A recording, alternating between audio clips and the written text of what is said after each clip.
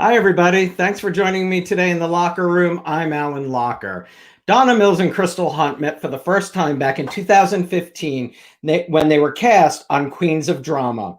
They continue to find projects bringing them back together. They've appeared on screen in Hilton Head Island, Mood Swings, and shared the stage co-hosting the Daytime Emmy Awards. Crystal and I have known each other personally since her days stirring up trouble in Springfield on Guiding Light. And I have certainly known Donna Mills since she began stirring up trouble as Abby Cunningham in the cul-de-sac on Knots Landing. These two ladies have talent for days, and I'm so excited that they are here today to talk about their friendship, these projects, and so much more. Please welcome to the Locher Room, Crystal Hunt and Emmy Award winner, Donna Mills. Hello, ladies. Hi. I only had a meat on the tea. I love that title. Hey, you still have time.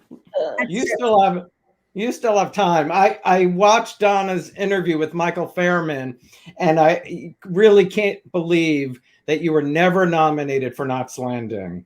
I know. I couldn't do that either. I mean, it's a role that I think any woman would kill you for.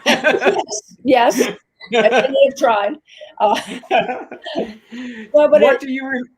Yeah, go ahead. The show was one of those shows that the audience adored and still adores, still remembers dialogue and everything. But it was never a show that the industry thought was, that worthwhile. I don't know why. It had much more reality to it than Dynasty or, Dallas or any of those. So maybe that's why. I don't know, but it never was that popular with the industry, only the audience. Do you think it was just because it kind of got the same sort of stigma that soap operas do? Even though it's a nighttime soap? No, not exactly, because Dallas and Dynasty were soap operas too, basically. But, yeah. I say now that Knots Landing was the This Is Us of its day. That's a great.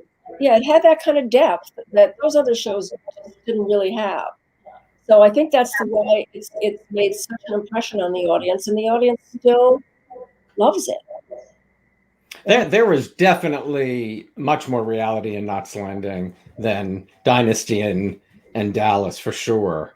Well, David Jacobs created it first before he created Dallas. And he created it to be kind of like the Ingmar Bergman movie Scenes of a Marriage, from a marriage. And that's how it started out. So that was the basic thought process behind it, not the glitz and the glamour and the tricky plot lines and stuff like that. It was much more basic. And I think that's what the audience liked. They really identified with the character. It's relatable. Yeah. Yep. People love those, those women. You three were something. Do you two remember meeting for the first time in 2015? Oh, of course. I do.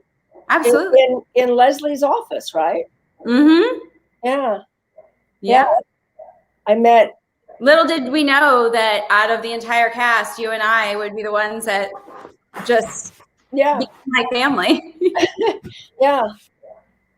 And the other girls, I mean, I like the other girls very much, but I don't see them or hear from them or anything anymore. But Crystal and I just hit it off, and we really, and she's a special person. So I'm happy to be in contact with her. Thank you. Well, you've done 3 shows, hosted the Emmys together. And Crystal, you've played her daughter. What is that like?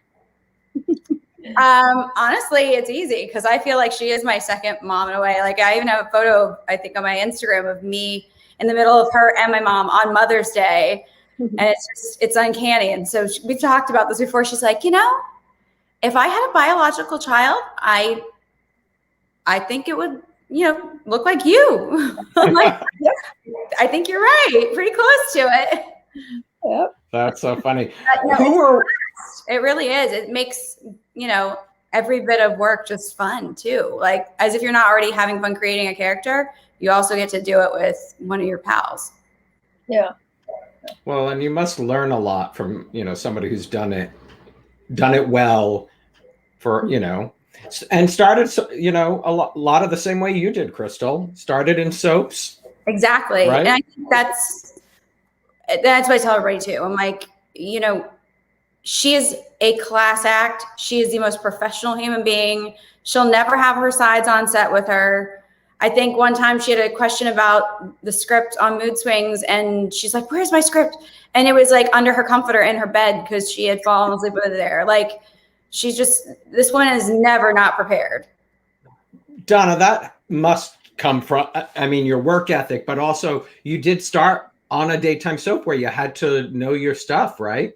Yes. Yeah, you did. You had to know your lines and everything. But the discipline that takes, I think, goes back further to when I was a dancer. I started out as a dancer. So, the discipline that a dancer has to have is something that, just follows me, just the way I am, because that's how I grew up. I started dancing when I was 5. So, What kind of dance did you study? ballet, mostly ballet, tap. At the time, you took tap too. Your mom was a ballerina, right? What? Wasn't your mom a ballerina or a dance instructor? She was a dance teacher, but more ballroom kind of dancing than other kind of dancing. And she encouraged me in that. But I thank God for the background that I had in dance, and I still love dance. Not to do as much anymore, but to see. I was just looking the other day, seeing if anybody's coming back. I've watched the New York City Ballet virtual stuff where they dance. Oh, wow. In the plaza and the fountain and everything. It was like amazing. But I never miss any dance that comes here to LA. Oh, that's great that you go out. Who or what influenced both of you on becoming actors? Since you started in dance, how did you make the switch? I sort of, at some point, as a dancer, said, this isn't going to last very long. A dancer's life is quite short as a professional dancer.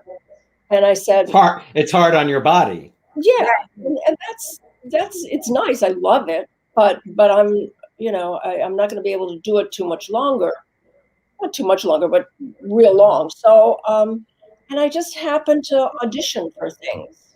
So I got a play in Chicago where I'm from. When I went to New York, I got a soap opera. Because I go on auditions, and at the time I didn't even have an agent. I'd look at Backstage and go to the auditions that were listed in Backstage. Is Backstage even still around? Because I remember it. I don't know. I'm not sure. It is. I don't know if they print it, but it is. Backstage.com exists. Oh, huh. That's interesting. Yeah, that's fun.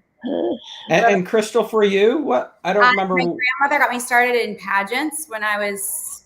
Yeah. I couldn't even walk, and I walked early, so I was little. And she was a dressmaker, so she made all my outfits. And Donna's seen some of the videos. In fact, one of the clips was from one of my real pageants, and I won like 3 trophies in a row. So I did well because I was a ham. But there were scouts and things like that were there at some of these pageants, and they had asked if I would, if would you ever consider putting her in commercials, this and the other. And these were the days that Nickelodeon had a studio in Orlando, Disney had a studio in Orlando, and they actually filmed there. It didn't just have it; it actually was an operating, set.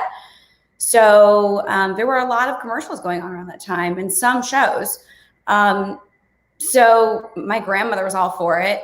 She had to convince my mom, because my mom was like, well, but that's not for everybody. Like, not everybody can deal with rejection, but I 100% was in. And I had gotten enough commercials that were SAG that I had to join the Screen Actors Guild by the time I was 4. So. You were 4, really? Yeah. That's great. Yeah. That is early. That is early. Because you can I don't know if you remember, but like you were SAG eligible after like so many SAG credits, but then like there was a certain point that you had to join or like you couldn't do any more union things. So I just remember as a kid, I was like, what does that mean? Like I remember at 4 years, who knows what that is at 4 years old? Right. I remember having to say my slate and I'm like, hi, I'm Crystal Hunt and I'm and I'm SAG eligible. Like, and then I remember having to change it, but I'm like, okay. So yes, before I had to join. That's so funny. Donna, one of our fans asked if this is to announce a reboot of Knots Landing. I mean, it really the love remains for those shows. I mean, the same, Crystal for Guiding Light. So you've done 3 projects together. I know the Mood Swings. Crystal executive. Keep them coming. Crystal executive produced, wrote, starred in it. Besides that, did you have a favorite of which one, or was that really the favorite?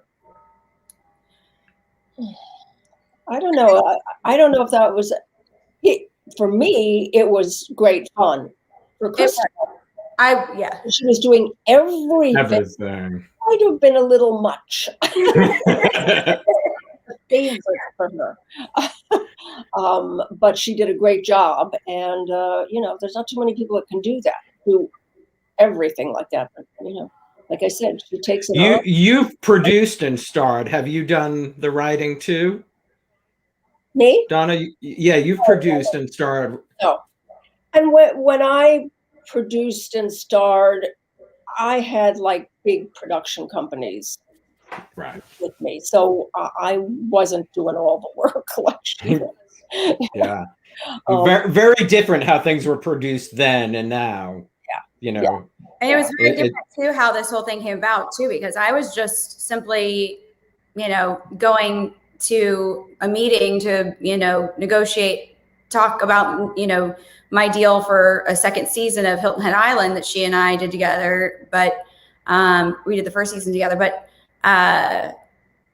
that's all I was doing, was there to negotiate the deal. And David White was like, so whatever happened to that show idea, the treatment that you pitched on Queens of Drama, the female comedy show? I was like, I haven't done anything with it. It's still there. And he's like, can you give me a rough pitch? I know it's kind of like, not fair. Like, I know it'll be rough, but can you give me a little rough pitch? And he's like, okay, perfect. Let's do 8 episodes. Like, and you know what? That show was the show that she created for Queens of Drama. Yeah. That was the premise of the show. Actresses were creating, vying for having our script or their scripts done for the show that we were trying to create. And that was the one that she created. Mm-hmm.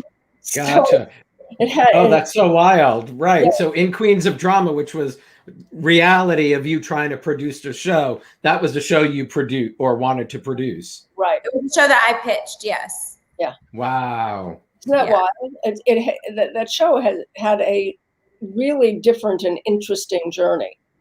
It really did. Well, yeah. And I love, Crystal, for your age too, where the idea for Mood Swings came from, because you're a big fan of, why don't you tell us? And I Love Lucy. Yeah, I was a weird child. Like, I don't watch cartoons. Can I watch black and white and Golden Girls? Like it's so funny. I've always loved it, and it just bums me out that there's not more female ensemble comedies out there, because to me, I really enjoy it, and I think they've always done really well. In fact, I don't really know of many that have, if ever, I'm sure somewhere, but I don't know many that have really gotten canceled because they've done so well. I mean, think about like Sex and the City, even though it's not comedy, it's, it's still female ensemble, and there's a lot of comedy in it. But Golden Girls, a lot of those shows, they weren't canceled. They just, either some of the stars didn't go along, or they just thought it had its run. I mean, the Golden Girls is on. My husband puts it on every Sunday in this house. He doesn't miss. It's like he wakes up and he could watch it every day. It's one of those that really lives on. And without it. And the same with Lucy, which I don't see enough of these days. I could always watch her, but I mean, I am excited to see. I hear that they're doing a feature Javier Bardem and Nicole Kidman. I don't know if this is true. I just read that it's going to be happening. The children of Lucy and Desi actually are producing this film, and Javier Bardem will be Desi and Nicole Kidman be Lucy, and it's going to kind of expose not just life on set, but life behind the scenes of what their real family life was like. That's interesting. Mm-hmm. That is, I was just going to say the same. That is really interesting casting. But that is, Nicole Kidman does every show that's on now. She has red hair, so yes. She really does do everything these days. It's insane. Donna, what do you remember about the Secret Storm and Love Is a Many Splendored thing? Oh my God. Did you learn a lot in the, Oh yeah. I mean, because particularly Secret Storm was like very early in my acting career. And I played a nightclub singer who sang on the show. Oh, I gotta watch that. Wow. I'm not a singer. I was a dancer. Dancers don't usually sing very well. What was the Clint Eastwood movie? What was that? What was the Clint Eastwood film that I watched? That was Play Misty for Me. That was amazing. That was after those shows. Yeah, they were after that. I want to ask you that because I saw your post about Jessica Walter, but those soaps must. Wow, I can't believe you had to sing. Yeah,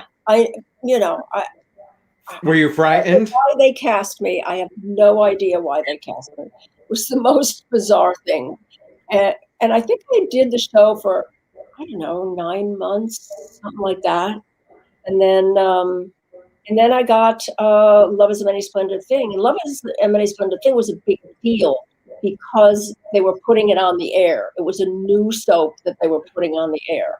So it was like, and so you were there from the beginning. Yeah. And then I left it to do Play Misty for Me. Oh wow. Yeah. And that's where you worked with Jessica Walters. Yes. Yeah. Wow. What do you remember about her? Well, first of all, when I went to do that movie, I was like coming right off a soap opera. And the way I got the movie was I'd been out in California to do some guest shots with Burt Reynolds.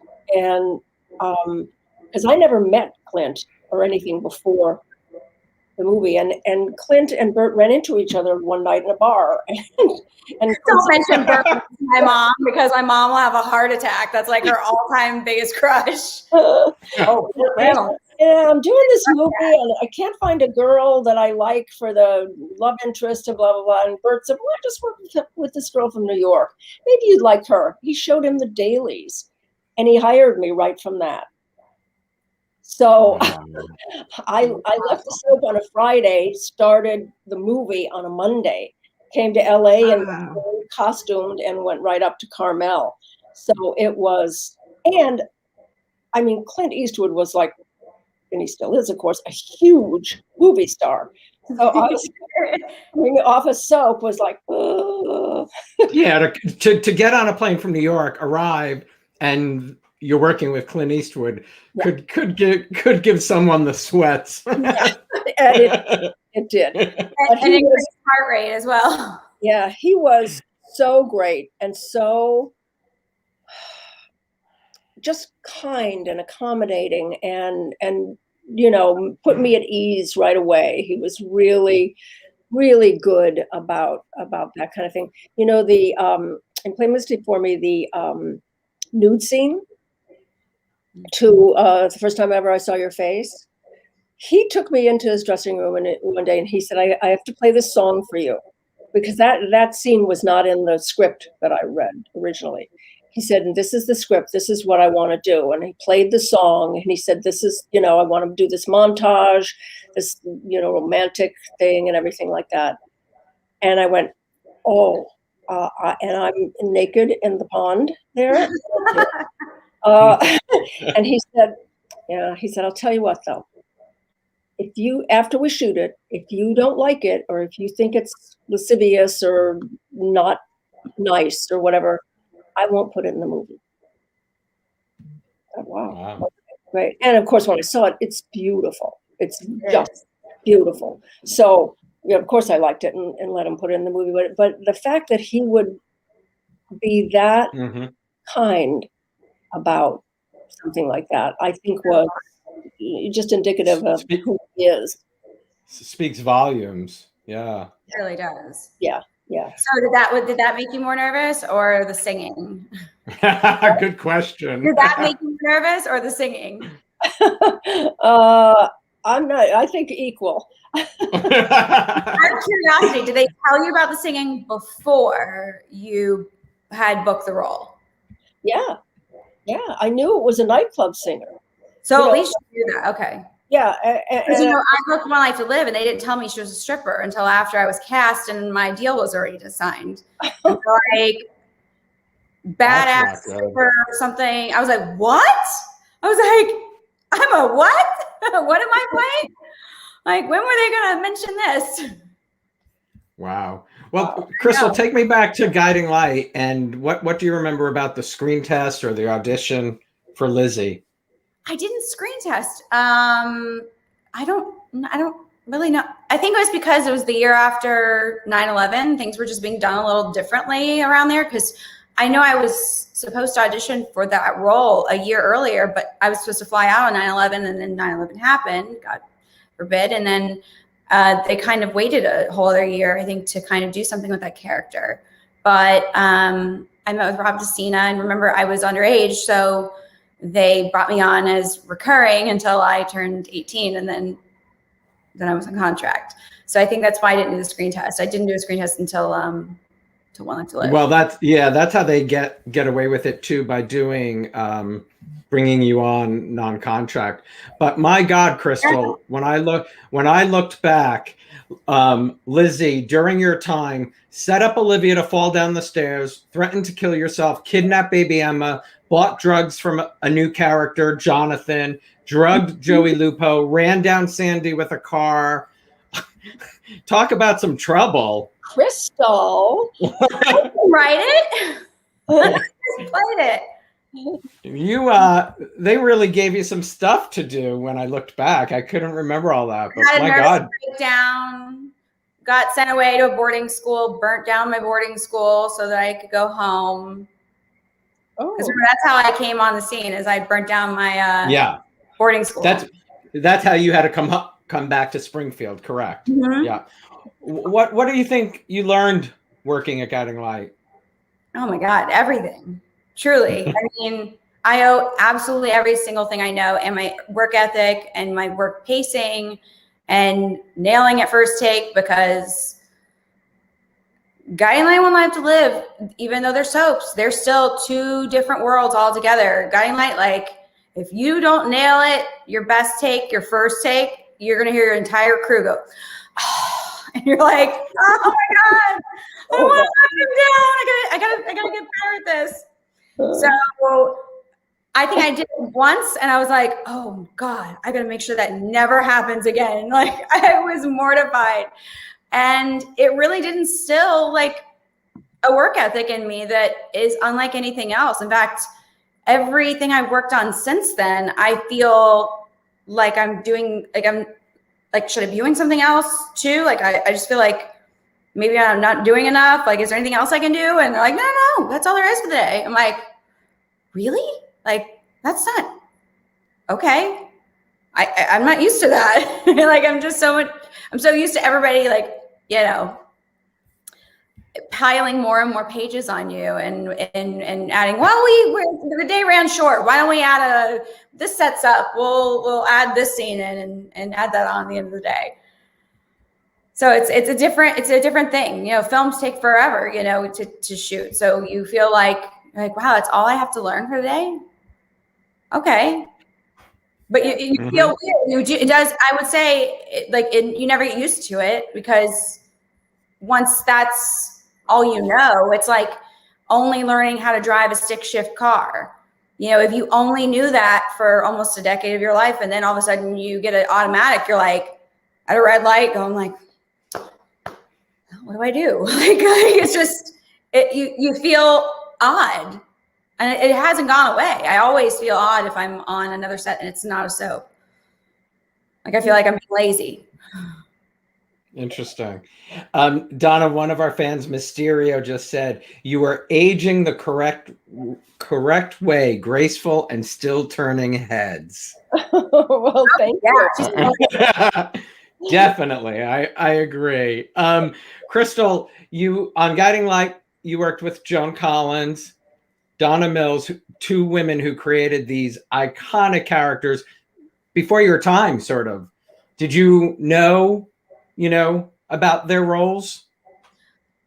I knew of their roles because remember my mother and my sister are huge Dynasty fans, and that's why they named me Crystal.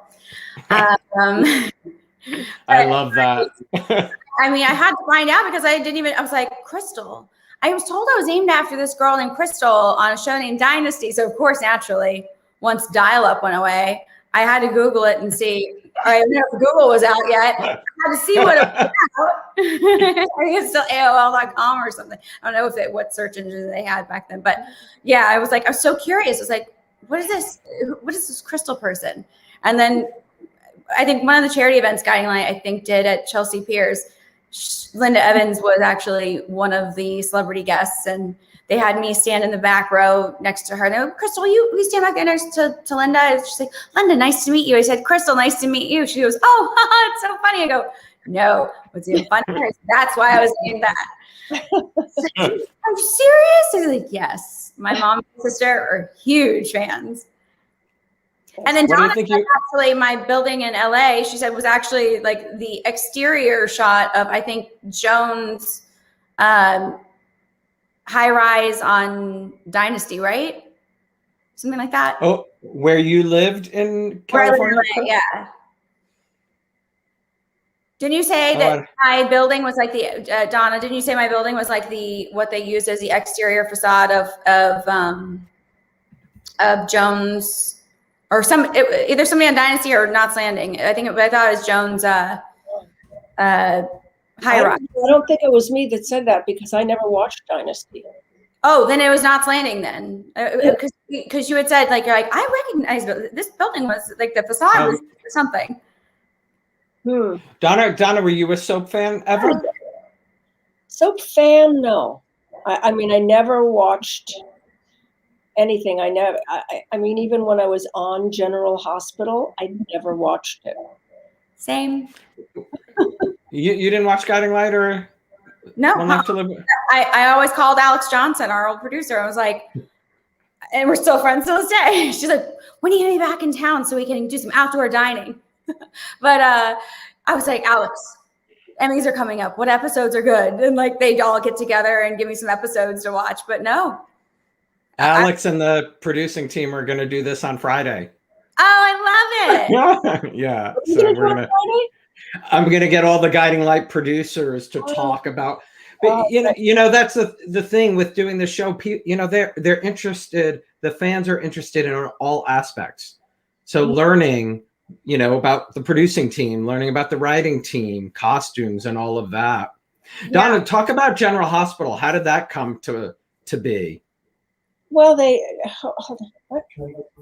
was hilarious because when she was getting ready to work on General Hospital, I knew she was going to work with my former executive producer, Frank Valentino.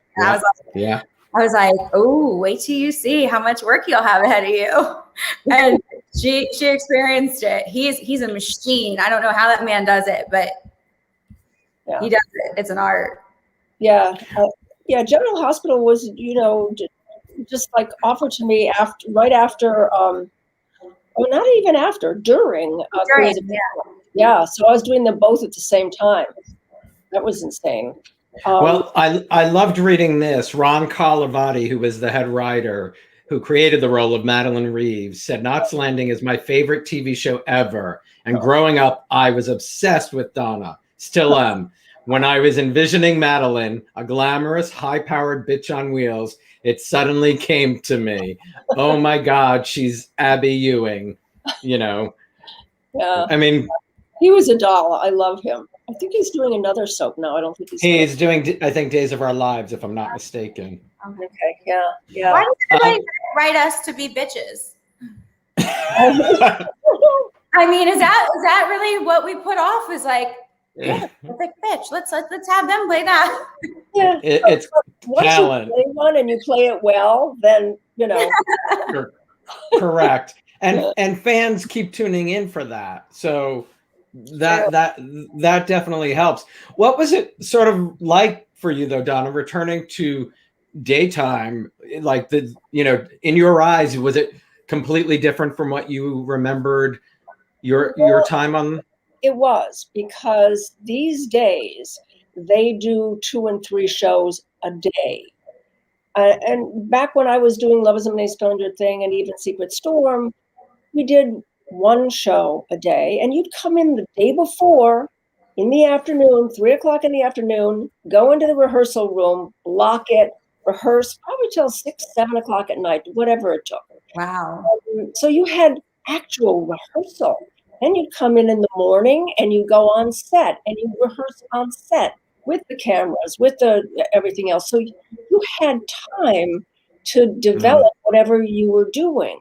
And so that was what I had remembered from not as much time as you have on a nighttime, show like Knots Landing, where you shoot maybe 8 pages, that's a lot a day. Right. Yeah.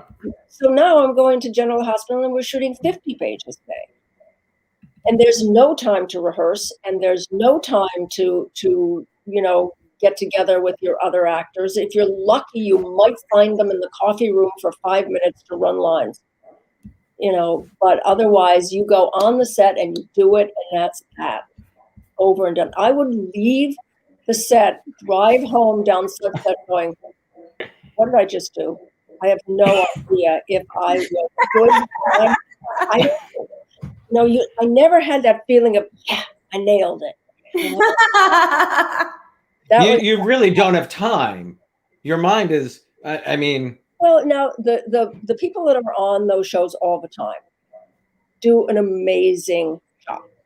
They really, really do. And I give them great kudos. I really do, because that's hard, but they do it. And you watch them and they're good. They're darn good. So, Michelle Stafford played your daughter. She's incredible. Yes. Oh, yeah. Yeah. And Laura Wright, I love her. I've known Laura since I was 17 too. Really? Yeah, Laura was on Guiding Light. Yeah, Laura's done this. Yeah. I mean, they are all amazing. Crystal, Eric just said, I loved you on One Life to Live. You were great as Stacy. When you died in labor, you could tell your character regretted the bad things she had done. It was very sad. Aw, thank you. and I died I drowned after labor. In a frozen pond. I fell through the ice. I had to save my baby. But it was only in days. What are you doing on the ice, Crystal? I had to save my child. I was in a snowed-in cabin in the middle of nowhere. I had to make sure my baby was going to be okay. Oh, okay. Well, that's so right after giving birth, I'm walking around in skinny jeans and Uggs in the snow. So realistic. Of course. It was crazy. I remember all of 44 or all of 66th Street, all the way down to Central Park West was just one after one after. I was like, when I walked up to the studio, I was like, what is going on? It's like, what are all these fuel tankers here for? They're like, oh no, those aren't fuel tankers. That's just water to fill up your lake. I was like, I've never seen anything like that. I was like, that's crazy. They would never have done that at Guiding Light. Like I never saw them create a full depth pool. Like they did. Kim Zimmer Riva jumped off a bridge, but I think moved from the 44th Street studio to 50, if I remember correctly, because they needed a large studio to put in something like that. Donna, when we were talking backstage about how fans love Knots Landing, they remember lines. May Beth just said, you created a beloved character. I still recall some of your best lines. Don't call me Cookie, and on the Abbey scale. They really don't forget. It's just, what do you remember of hearing about the role and getting that part? Well, I actually remember going into my agent's office and, sitting there complaining about, I'm just getting these big two shoes roles and I'm tired of that. And I picked up a breakdown on his desk and I saw the role of Abby that they were auditioning for. And I said, that's the role I want, that role. And he called them up and actually somebody that I knew, Michael Filerman, was one of the producers. And they said, oh, we know Donna. She doesn't have to come in and read. She's terrific. We'll consider her, blah, blah, blah. And I said to my agent, no, they won't. They don't know that I can do that because they haven't seen me do that. I need to go in and read. And so I bugged him until he bugged them enough that they said, okay, come in and read. And an hour after I left that reading, they called me and said, I got it. That's amazing. See, Crystal, take that lesson. You have to go in and you got to say you can do that. Did you know Michelle and Joan before those roles? No, had never met anybody there at all. Wow. The only one I knew was Michael Filerman. And I just knew him through social connections. That's you're saying Michael was a producer? Yes. On that show? I kind of, for some reason, I don't know his name, but I see it now in the credits when you say his name, like it pops up in my memory. How would you describe each of them, Joan and Michelle? Crazy. Both of them. I mean, the three of us in the last 3-4 years have gotten together and we've done some shows together. In other words, like we called it an evening with, and we did it in Palm Springs where the audience just comes and we have a moderator and we show clips and the moderator asks us questions and then people in the audience can ask questions and stuff like that. And it was very, very successful. And just as the pandemic started, they had started to book a world tour for it because the show was very popular in Europe, France and Italy and all over. So they just started to book that. So, the three of us, we spent a lot of time together. And yeah, I'm the sane one. And they're both crazy. On Knots, it was kind of the opposite, but not true. Not true. Right. That correct. 100%. And they know it. They will say the same thing. They will say exactly the same thing. You're not speaking out of school, is what you're saying. No. They know. But it's 1980 that you debuted, right? 1980. Yeah. Could you have ever, in your head, think that you'd still be, talking about it and it's still that important in sort of pop culture, really? Yeah. No, when I first went on the show, it's funny, I saw that breakdown and I wanted, but I'd never watched the show. I didn't know. I just knew the description of that character. And I thought it was a show about a houseboat with Andy Griffith. Knots Landing. The name is that. Oh my God, that's great. Beginning, I had no idea that it was successful. After the first season, though, I went, this could be big. This could be very big.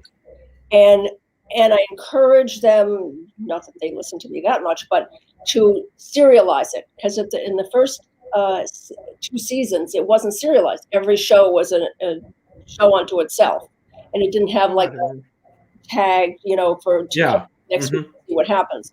So when they started to serialize it, and that's when I said, oh, this is going to be big. And that's when it started to get really, really popular. In those days, we got, 80 million viewers. There were not, the options we have today. Yeah.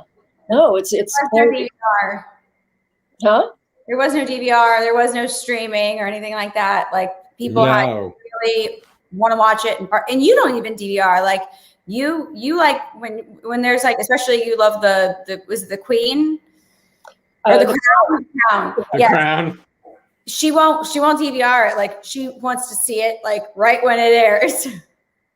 I do. There's something very nice about appointment television that you look forward, like when Mike was on Thursday. I used to Knots Landing for sure. Special for people, and they got together and they talked about it, and they, now if you can watch it at 3:00 in the morning or whenever you want to, it takes away the kind of togetherness that you feel when you watch something that your friends watch. So is Knots available on a streaming platform?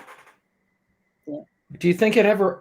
I just was thinking about that. It didn't dawn on me. I feel like what a missed opportunity. I know so many people ask about it, and I don't know why. Even David Jacobs doesn't know. He doesn't own. He's the creator. He doesn't own the show. He created it, and I'm sure received a lot of money for that and all that. But Warner Brothers owns it, and I don't know why. Somebody said to me the other day it had to do with music rights.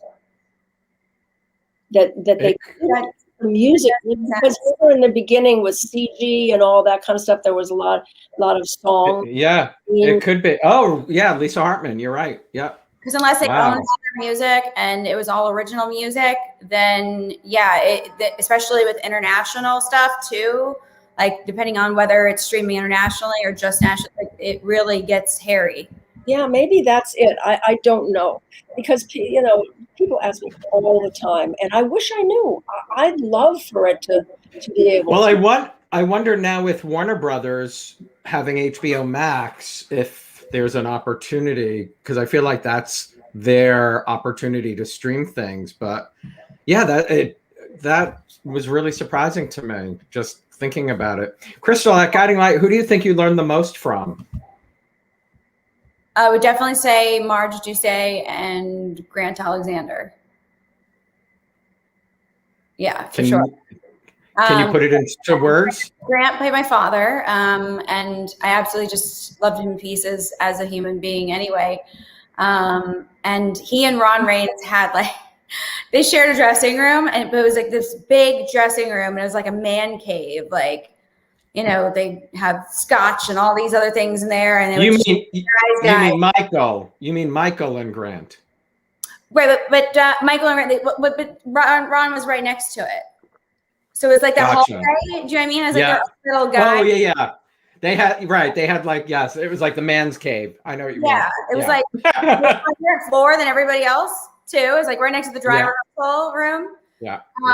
And I'd go down there and I would just sit there for as much time as I had when I wasn't on set. I would sit there forever and just hear all these stories and their different experiences, Ron Raines and Grant. But Grant actually took me aside when I was first starting and I was 17, and he would do exactly what you wish every soap would do, Donna. He would run the crap out of stuff. We would just run it in different ways. We would try it different ways. And it honestly established, I think getting to know him personally too, established such a great relationship. So it made it so easy to have that father-daughter sort of thing. Do you know what I'm saying? It just made it wasn't father-daughter bond. Yeah, it really did. You found so many qualities about somebody that you really do admire that it didn't make it hard to have that instant connection. And I think it really did show on camera. And he taught me a lot about lighting. And of course, obviously, Marge always chimed in about the lighting. Like they even taught me how to feel for lighting. And even the moment you could tell somebody was shadowing you, how you could feel the shadow and just instantly start cheating away from it. So you're not shadowed anymore. And so you don't have to do another take of it, because then you'll have a crew that's upset. But I think I didn't realize that there were that many aspects. Not only that, but also you don't realize when you're on a set that you actually have to make it feel like it's a house, or you're, not a set. And you don't realize that when you're on a set, for the first time, it feels sterile, or it looks it on camera. When you go into a room, you're always fidgeting with stuff, or you're always moving certain things. It's comfortable. There's a comfortability. And they taught me all these things that I'm like, now I get it. I totally get it. I see it in my first episodes that I aired, and I'm like, oh my God, I wish I could look that up beforehand, because who would have even think that? you know, especially if you're coming straight out of high school in the middle of your senior year. Like, my fallback plan was medicine. I wasn't like going, you know, I wanted a solid fallback plan, but I knew what I wanted to do. But it must have been really helpful. I mean, not knowing it really at that time, but you know, let's fast forward to Mood Swing and you being in charge, and oh, you and know, I owe 100% of being able to achieve shooting that entire series, and I think it was 16 days. I owe all of that to the Guiding Light, 100%, because I mean, even the director, he's like, he's directed a bunch of different things, but he's done a ton of Disney stuff. But I said to him, I was like, I'd look at the lineup for the next day. I'm like, if those are all my scenes, I said, you should add some more stuff. I said, because I'm pretty sure we can knock those out before lunch. No, I'm telling you, because we're gonna have to readjust lighting and everything. I think it's gonna take a lot longer than you think. Next thing you know, we get to the next day. He's like, crap, we need to start looking for scenes. He's like, it's not even lunch yet. We've already shot the day. I'm like, I told you. I'm like, it's a different working style. And that's why I had Scott Bailey and so many of my friends who had been on soaps, because I know that they know how to, you know, knock things out.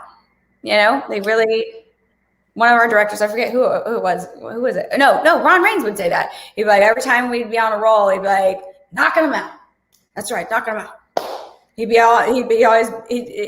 That's when he knew he was happy, because nothing was getting like delayed for any other reason. Knock them out. That's the way it's done. It's crazy. What, Donna, what is it like watching somebody like Crystal in action? Well, like I said, she's amazing. I mean, she just, you know, she has the ability to like have her mind in 5 different places at once. And that's unusual, you know, particularly for an actress, because as an actress, you just have to concentrate usually on one thing, you know, and you're told what to do. You know, they tell you what time to get there, what to wear, what to say.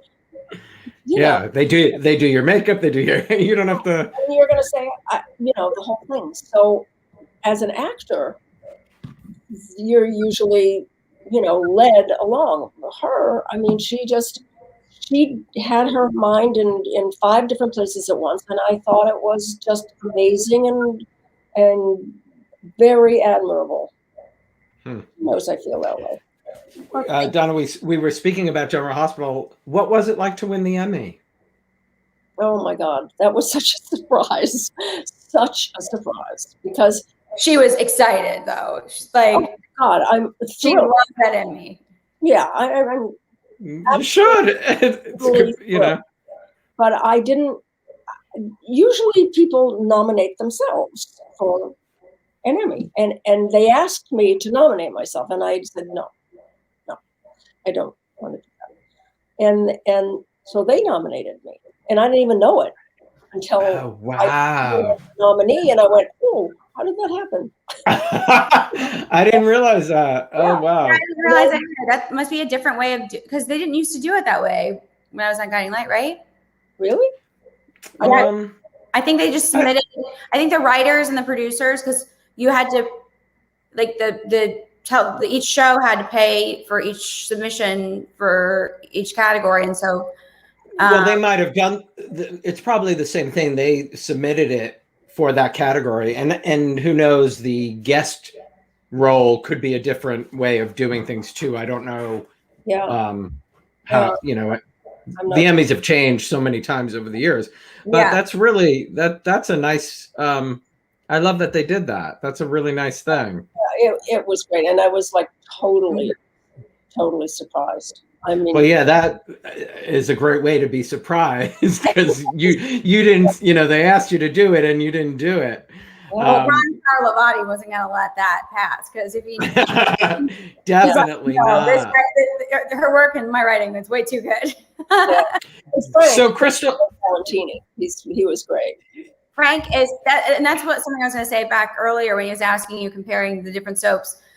In all fairness, after working with Frank on One Life to Live, I can tell you that man, I just have so much respect for him, and I admire how his brain operates too. Like, I would love to just see how it all ticks, because I don't know how he does it. Like, you will shoot more pages, like 2 to 3 times the amount I would shoot in Guiding Light, and somehow you never ever go into overtime. Like, he makes miracles happen. I don't know how he does it, but he does.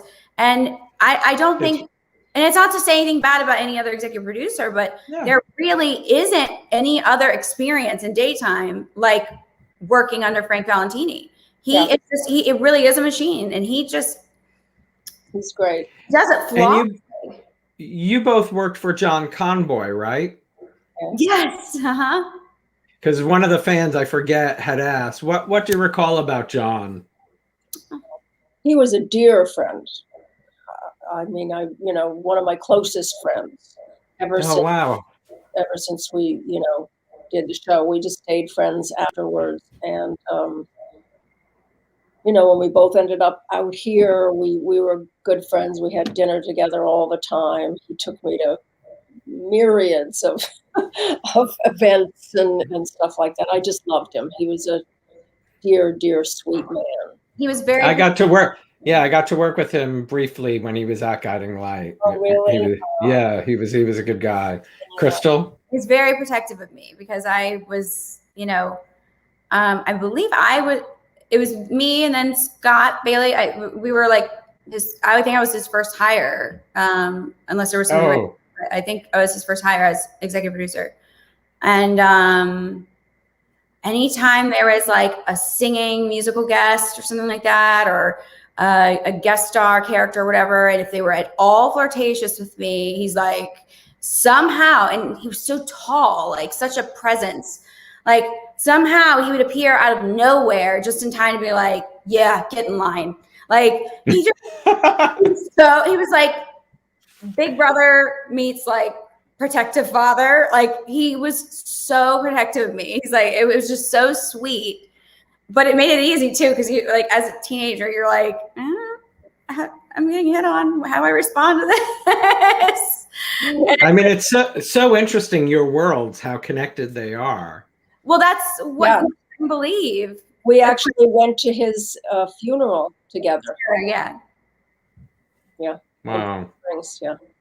I know. And I actually spoke to Marge Doucet like half of the drive back from Palm Springs, and God, it's just heartbreaking that she passed last year. Just hate it. Absolutely. Marge, good people. It's always the good ones. Crystal, one of our fans, Andrew's asking, when is Crystal getting married? Well, I have to not be single first. Exactly. And get in line, as John would say. Yeah. Get in line. Get in line. Yeah. My man in my life has 4 legs and fur, and his name's Mr. Forbes. That's a great name. Where is Forbes? Is he there? I think he's actually with my mother. Oh. Yes. And Donna, your 4-legged friend is a rescue, right? Yes, he is. Yep. Have you always rescued? Most of our dogs have been rescued. Not all. Some have. I had a Brussels Griffon that was not, and then I had a Cavalier. Oh, I remember him. Yeah, remember Lionel? Mm-hmm. He was at Forbes' birthday. Huh? He was at Forbes' birthday party. Oh, that's right. Yeah. I just saw on Instagram that you just got a tattoo. Yes, I cannot believe that. I thought I was like. Did it hurt? Not really. Yeah, No. Chloe, I got matching ones. We both have the same one. Yeah, That's awesome. Only one. I only have one. It's small, but I got it in my late 20s, and I was like, I know. Is it weird that like I haven't? Like, I just decided to get one now, and they're like, I mean, it happens. So when I saw you post that on Instagram, I was like, yes, I'm not the only one. And I almost chickened out. I made Chloe go first, and I watched her closely to see if she was like writhing in pain. she wasn't. She said, oh, it was not bad. Because she didn't have any tattoos either. Well, she also knows too that if she tells you that it was bad, that you're not going to do it. Yeah, but I watched her carefully. Oh, I'm sure. I would too. Yeah. I would too. Speaking of Chloe, you said she had gone to school in New York. What does Chloe do? Does she follow in mom's footsteps? Well, it's kind of weird right at the moment. She went to NYU and then she was modeling in New York, and she models here in LA too. During the pandemic, of course, it's hard. What was happening. But she just did a little movie. A friend of mine was doing a short film and read her a couple of times, and she got the role. And I haven't seen it yet, but I understand she's quite good in it. She's never. We talked about that. Remember, there were some characters we had talked about like in Mood Swings. I was like, we really need to get Chloe to I know she's like, she really hasn't read anything, done any acting. I was like, well, we don't know if she can until she tries. She's never been interested. I mean, if she went up for a commercial, she didn't even want to speak in the commercial. So I'll do a commercial if I can just be seen. And, so now all of a sudden she decided that she would do that. And I understand, I haven't seen it, that she's really good in it. So who knows what'll happen, That's, the pandemic has turned many people into different things. Crystal, we have to talk about Magic Mike. What was that experience like for you? It was exhausting because if you remember right, I was doing Queens of Drama at the same time. And so I was doing night shoots there and then getting on the 6 a.m. flight, I think it was, so I could get to LA by 9 a.m. to go straight to set.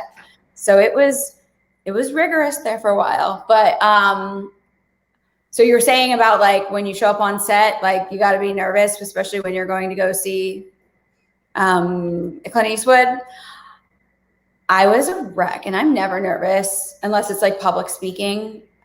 I can be on set in front of cameras, and that's fine. But when we co-hosted the Emmys, oh my God, I was a wreck. Anytime I'm speaking in front of a live crowd, and I know Donna, you're the same way. Neither of us are public. I don't have a script. If I have a script, I'm fine. If I have a script, I'm fine. But it's that stuff that's it gets my heart rate going. But I was the same way, and it really drove me nuts. I was on the phone with my mom as they were driving me to set. I was like, I'm just so perturbed with myself because I never feel like this. It's such a weird feeling. And I don't know why I'm feeling like that. I'm because I'm going to get there and I'm going to see Matt, and it's going to be old home week. And I was such a wreck, and I got out of the van, and next thing you know, I hear Crystal Hunt. It's he's get over here. And the next thing you know, he's just dragging me around, introducing me to everybody. And then nerves were gone. I didn't realize, was Matt at Guiding Light when you were there? Yeah, of course. So time, I was there for so long, so it's hard to remember when everybody's paths crossed, but that's amazing. That's helpful. That's really helpful. But that Channing Tatum has this no dick policy. He doesn't want to hire anybody. That's what he calls it. The nuts. Oh, gotcha.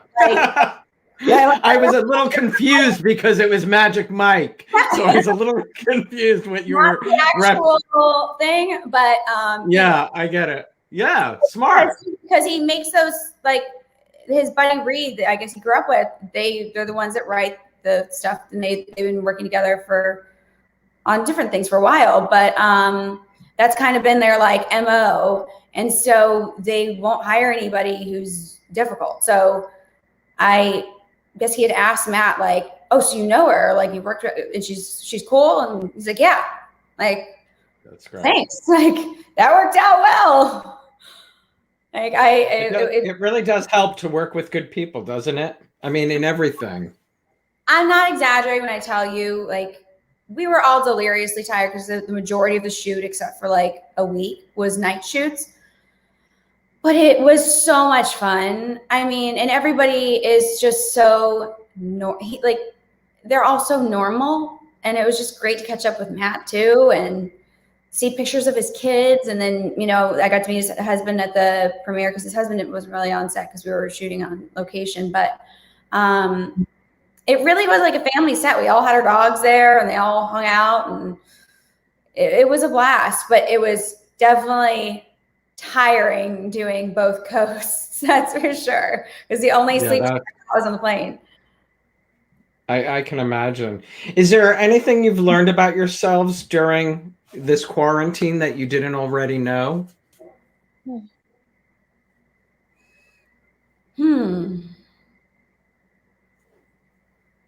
think maybe I learned how important nature is to me. And you've learned how to garden even more. Yeah, you know, because I have, we actually have a vineyard here. An orange grove. Yes, exactly. And it's actually really good. It's one of Woods. Her wine's so good. And you know, a lot of property. So that became, I mean, it's always been important to me, but what a comforting thing it was to be able to go out and put my hands in the dirt. You know, when I was feeling scared and nervous and sad all the time because of what was happening, it really helped.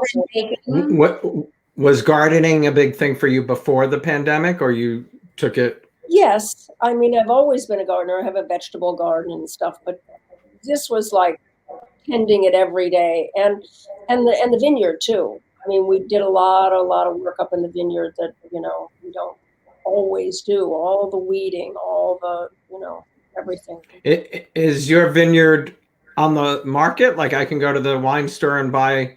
It's called Mandeville Canyon, MandevilleVineyard.com. Okay. It's an Instagram handle. Oh, okay. It's on your Instagram too? Yeah. It has Instagram, yeah. Great. And Crystal, is there anything you learned about yourself? Well, I will tell you this. I know something Donna learned as well, because she dropped off some of the fruits of her labor. She's not usually very active in the kitchen, but she's really swift at putting out a great wine and cheese display. But she's like, I have some free time in my hands, so I'm dabbling into baking here. And she actually brought banana nut bread over for my mom for Mother's Day. Nice. Very sweet. I was like, look at this. She's learning all these new things.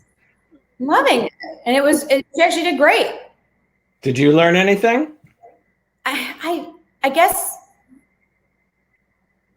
that's hard to say, because I'm super OCD. I guess I just realized just how bad it is, because I started noticing my mother had just had spine surgery, and so she was at my place in LA, and I just started noticing how many little like scuffs and things like that there were on the wall, and it just started eating me alive. Like during the regular year when there wasn't a pandemic going on globally, I'd see it and I'd be like, oh, I'll get that with a magic eraser.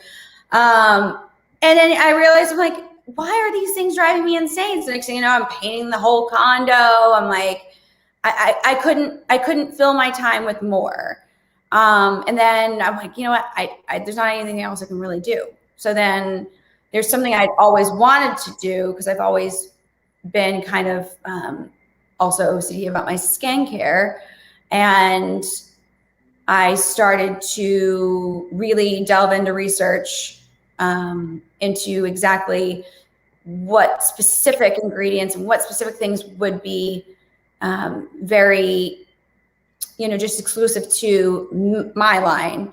And because I always have wanted to make a line, I just never really had the spare time to sit around and research away and read a bunch of like PubMed articles on, research that have been done on certain active ingredients. So I then delved into that. So here coming out, everything's in vitro right now. So everything's in the lab and in the incubators getting tested. So coming around shortly. Well, as another fan just said, Donna's got the fountain of youth. So, I think some advice from Miss Mills. Oh, what do you Figure it out. what do you attribute just feeling good? Like what's your secret, Donna? Me? Yeah. As I said, I started out as a dancer, so physical activity has always been very important. I play tennis a lot. I play probably 6 days a week now. Well, enough that you have a full court in your backyard. I have my own court, which is so lucky and so Right, but so I have that. Some people have their own court though, Crystal, and don't use it. Right, but I mean, I know that she actually put it. So I'm like, when you actually, it's one thing if you buy the house and it came with it, but it's another thing when you actually put it in, you're like, you're going to use it. No, it was when I bought the house. Oh, really? I didn't know that. Okay. Because the man that I bought the house from is the brother of the guy who owns Locher Room, which is the kind of court it is. It's a clay court. Yeah. And that's called Locher Room. So it was here. I understand that Jimmy Connors used to play here all the time. Oh, nice. So were you as avid of a tennis player before you purchased the house? Was I? Yes. Okay. Yeah. So that I played. I didn't play as a kid, but I played. Probably started in my 20s somewhere, to play late 20s maybe. And to still be doing it is amazing. Yeah, for sure. And I really play. I mean, it's not like she's not lazy. She's out there working the court. She's not just like there's a lot of running involved. A lot of that's awesome. But I think that's one of the things that kind of keeps me going, keeps me, and I just I eat well. I've always thought that was a very important part of staying healthy. And the resveratrol and red wine. Right. Red wine is always good for everybody. Great for anti-aging. Yeah. So what's next for you two together? I don't know, Crystal, will you create another show, please?